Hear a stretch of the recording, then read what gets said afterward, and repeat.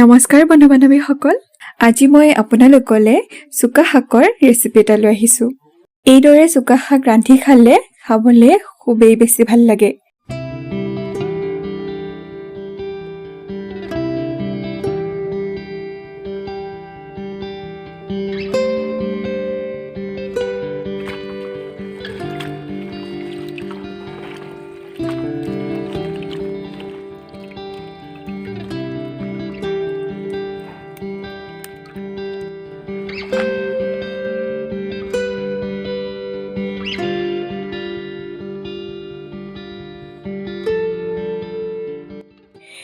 সুকা শাকখিনি ভালদৰে ধুই মই এতিয়া কাটি লৈছোঁ।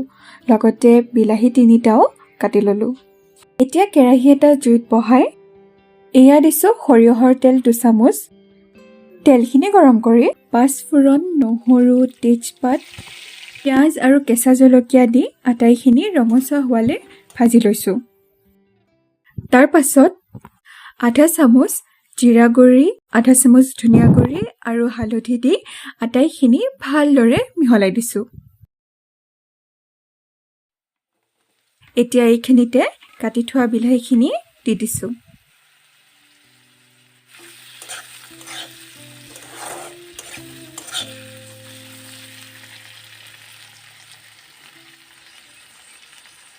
এতিয়া সোৱাদমতে নিমখ দি মিহলাই লৈছোঁ।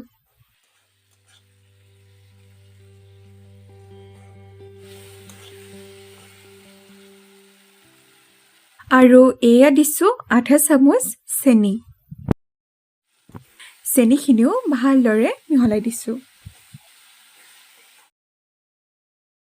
বিলাহীখিনি কোমল হৈ গৈছে। এতিয়া এইখিনিতে কাটি থোৱা সুকা শাকখিনি দি দিছোঁ।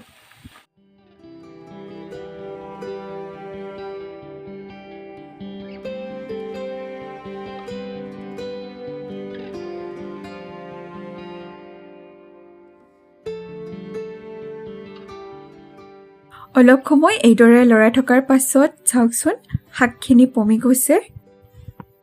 এতিয়া এইখিনিতে ধুনীয়াকৈ ঢাকনিখন লগাই সিজিবলৈ দিছোঁ।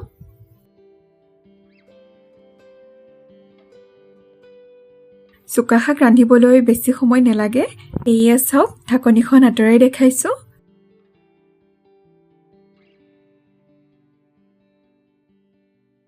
এতিয়া শেষত ধনিয়া পাত কাটি মিহলাই দিছোঁ।